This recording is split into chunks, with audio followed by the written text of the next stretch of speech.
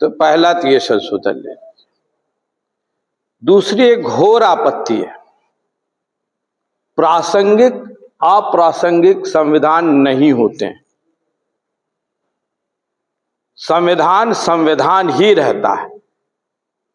अप्रासंगिक कहने का मतलब कि कहीं ना कहीं संविधान को मानने वाले लोग असहमति व्यक्त कर रहे हैं। अगर कहीं असहमति व्यक्त हो रही है तो उसके लिए संविधान के अंदर प्रावधान किया गया है, उसको 3/4 से आपको खारिज कराना पड़ेगा। तो इसलिए प्रासंगिक अप्रासंगिक जैसे विषय तो होते नहीं। अमेंडमेंट, संशोधन विकसित चलन को या चलायमान चीजों का एक सुनहरा अस्त्र है। पहले ट्रैक्टर चलते थे, वो बड़ा वाला जीप चलता था, आज जगुआर कार चलता है। ये चलायमान चीजें हैं, ये परिवर्तित होती रहेंगे और परिवर्तन के हिसाब से चीजें बदलती रहेंगी। ये इस बात का द्योतक है कि हम कितना प्रगतिवादी हैं। हम विकास पर भरोसा रखते हैं। हम विकसित देश बनाने के प्रति चिंतित हैं। इसलिए संविधान बनाने वालों ने इस बात पर चिंता व्यक्त की कि अगर बहुत जटिल संविधान बना देंगे जिसमें संशोधन की आवश्यकता नहीं, संशोधन नहीं कर सकते होंगे, तब राष्ट्र को चलाना बहुत मुश्किल हो जाएगा। इसलिए उन्होंने संशोधन करने की एक प्रक्रिया रखी और उसके लिए एक मापदंड रखा। संशोधन कोई खिलवाड़ में हो जाए ऐसा नहीं था और ऐसा है भी नहीं। अगर हम संशोधन करते आ रहे हैं तो आवश्यकता अनुसार एक सुनिश्चित प्रणाली के तहत कर रहे हैं, मनमानी ढंग से नहीं कर रहे हैं। और बहुत विषय में नहीं जाना चाहता, इस शब्द को कुछ लोग लेके कह भी सकते हैं और है भी, हम उसमें कहीं पढ़ना नहीं चाहते। तीसरी बात, जो डिटेल्ड की बात कह रहे थे, हमारा संविधान तो बहुत डिटेल्ड है। यहां यह वह संविधान है जहां इंसानों की नहीं, पशु पक्षी, जंगल, नदी, पर्यावरण, इनकी भी चिंता की गई। ये वो संविधान है। सिर्फ इंसानों की चिंता की गई ऐसा नहीं है। संविधान में एनवायरमेंटल कॉन्स्टिट्यूशन है, पशु पक्षी के लिए भी व्यवस्था की गई कि क्या कर सकते क्या नहीं कर सकते। आज दिन में डीएफओ साहब बैठे थे, उनसे मेरा डिस्कशन हो रहा था। तो ये हमारे संविधान के नाते है और इसी नाते हमें संविधान पर गर्व है। क्यों? क्योंकि आप अपने अगल बगल देखिए, नेपाल में क्या हो गया, श्रीलंका में क्या हो गया, पाकिस्तान में क्या हो रहा है। हिंदुस्तान के संविधान के अंदर बहुत सहनशीलता दी गई है, सहन करने की बड़ी ताकत दी गई है और कोई ऐसा पहलू नहीं है जिस पर विचार न किया गया। अभी हमारे कोई मित्र ये धर्म की बात कर रहे थे, ऐसे कैसे होगा? जब धार्मिक स्वतंत्रता है तो है, वो जन्म से नहीं है, संविधान में है। ये फेथ है हमारा। हमको आज ये लगता है कि हम यहां फिट नहीं हैं, तो संविधान निर्माता ने खुद अपने आप को बुद्ध में सम्मिलित कर लिया। उसकी कोई एज निर्धारित नहीं की जा सकती। फिर power balancing constitution, absolute power always provide absolute corruption. इसलिए संविधान के अंदर चेक एंड बैलेंस की व्यवस्था की।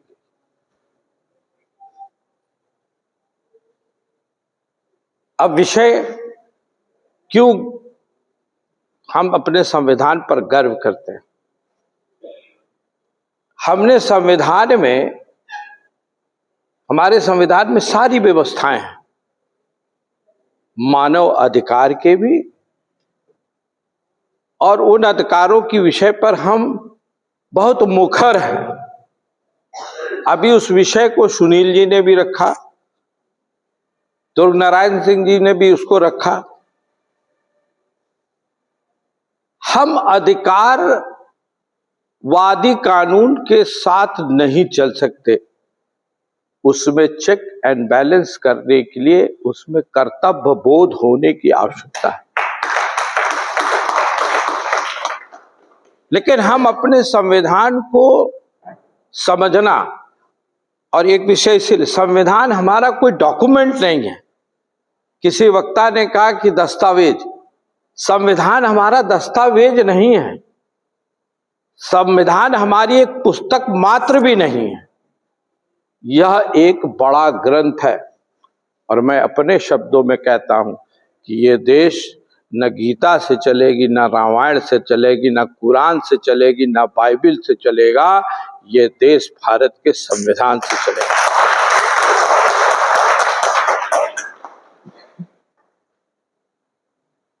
आप खूबसूरती देखिए, अधिकारों की बात पूरे संविधान में की गई है। ढेर आर्टिकल है, गिनने की जरूरत नहीं।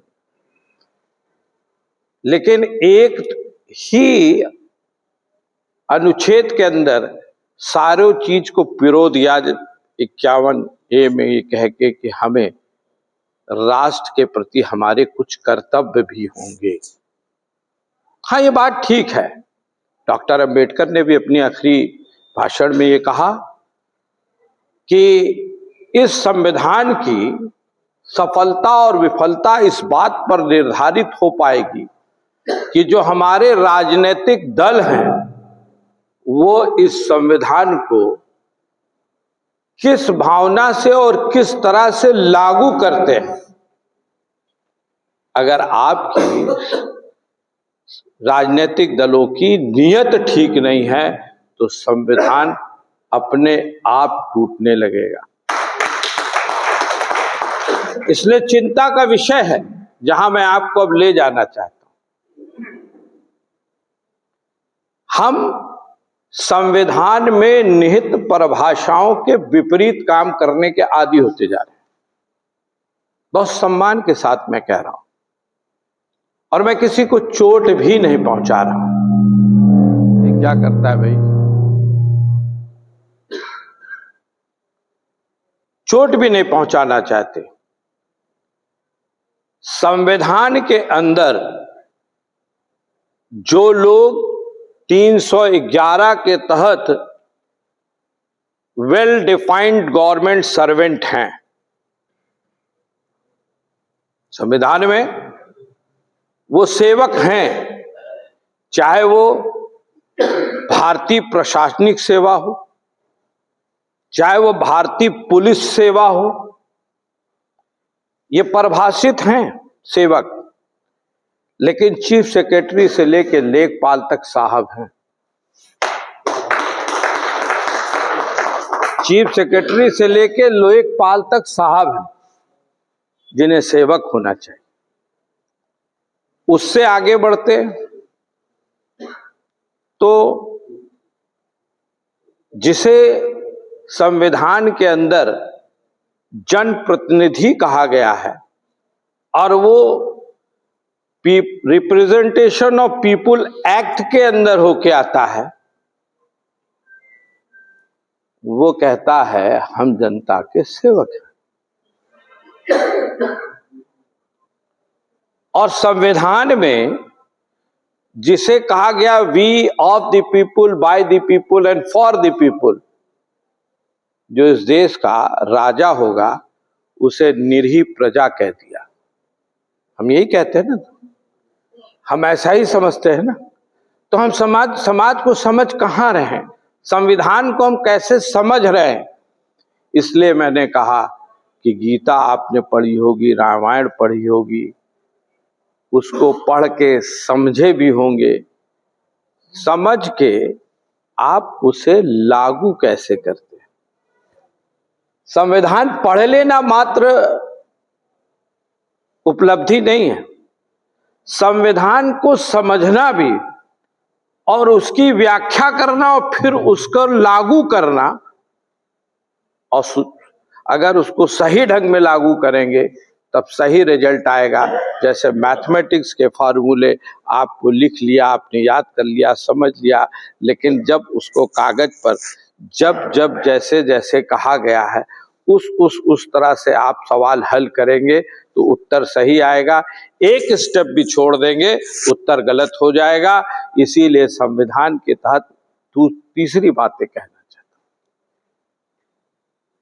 हूं। आज वो प्रासंगिक है, आज बहुत प्रासंगिक है।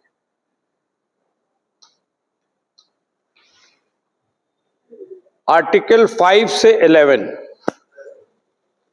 हमारे नागरिकता के बारे में कहता है।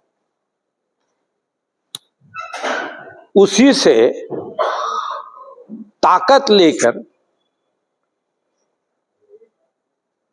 आपकी इनैक्टमेंट होता है सिटीजनशिप एक्ट, नागरिकता का कानून। जनप्रतिनिधि के लिए और वोटर के लिए रिप्रेजेंटेशन ऑफ पीपल एक्ट में डिस्कस्ड है। इलेक्शन कमीशन की जिम्मेदारियां अपनी जगह तय हैं। तो आज ये भ्रम क्यों फैला है? कौन तय करेगा कि ये आदमी नागरिक है या नहीं? आप सब बुद्धिजीवी हैं, वकील हैं। मैं आपको एक प्रश्न छोड़ के जा रहा हूं, उत्तर मैं नहीं देने जा रहा हूं। मैं खाली एक सवाल आपसे पूछ के जा रहा हूं और चिंतन करिएगा कि आपकी नागरिकता को कौन खंडित कर सकता है या आपको नागरिकता दे कौन सकता है, किस कानून के तहत दे सकता है। अगर आप नागरिक हैं तो आपको वोटिंग राइट है। तो कुछ तय करने के पहले सवाल हैं, कुछ चीजें आपको जहन में सोचनी चाहिए, क्योंकि हम लोग बहुत सी चीजें अपने दायरे में रह के कह सकते। इसलिए मैंने आपसे एक सवाल खड़ा किया, और बहुत सी चीजें हैं जो ऊपर न्यायालय में चल रही, इसलिए हम लोग नहीं कह सकते। लेकिन एक प्रश्न है ना कि भाई हमारी नागरिकता कौन तय करेगा या किस कानून से तय होगा? तो संविधान में होगा। संविधान में 5 से 11 तक अनुच्छेद दिए हुए हैं। उस अनुच्छेद की ही ताकत से एक एक्ट बन गया। उस एक्ट में हमारी नागरिकता होगी, नहीं होगी, खारिज होगी, कैसे होगी, उसके प्रावधान है। तो आज प्रश्न ये है कि इसलिए मैं बार बार कहता हूं कि ये देश इस समय एक बहुत संक्रामक काल से निकल रहा है। सोशल मीडिया का व्हाट्सएप इंडस्ट्री जो चल रहा है, वो खाली एक मूल बातों को लेके आता है, उसको पेस्ट कर देता है और डाल देता है। उसमें आप लोग को भी हिदायत दे रहा हूं, कुछ चीजों की मर्यादाएं बनी रहे तो अच्छी है। जो ओरिजिनल डॉक्यूमेंट की आप बात कर रहे हैं संविधान की, वो तो वहां विद्यमान है ना। उसको क्या करने के लिए आप चाहते हैं? अगर वैष्णो देवी गली गली बैठा दोगे तो वैष्णो देवी का पूजा करने कोई नहीं जाएगा।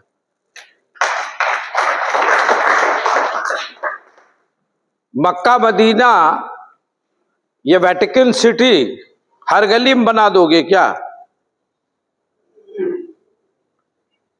मानसरोवर को हर जगह ले आओगे क्या? गंगोत्री हर जगह आ जाएगी क्या? नहीं, उसको एक मर्यादित चीजों के नाते उसको रखा गया। हाँ, ये आपको मालूम है, आप कह सकते हैं, और ये सही भी है। जब हम ड्यूटीज की बात करते हैं तो गीता से लिया हुआ है, कर्तव्य बोध।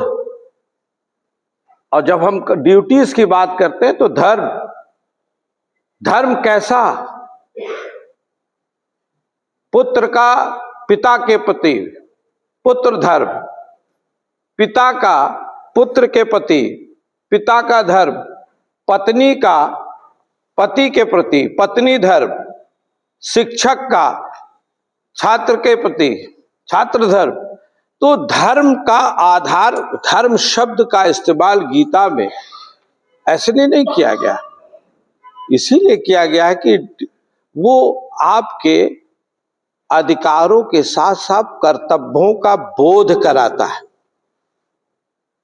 उसे पुरोया गया है। तो हम ना भ्रमित हों ना हम भ्रमित करें।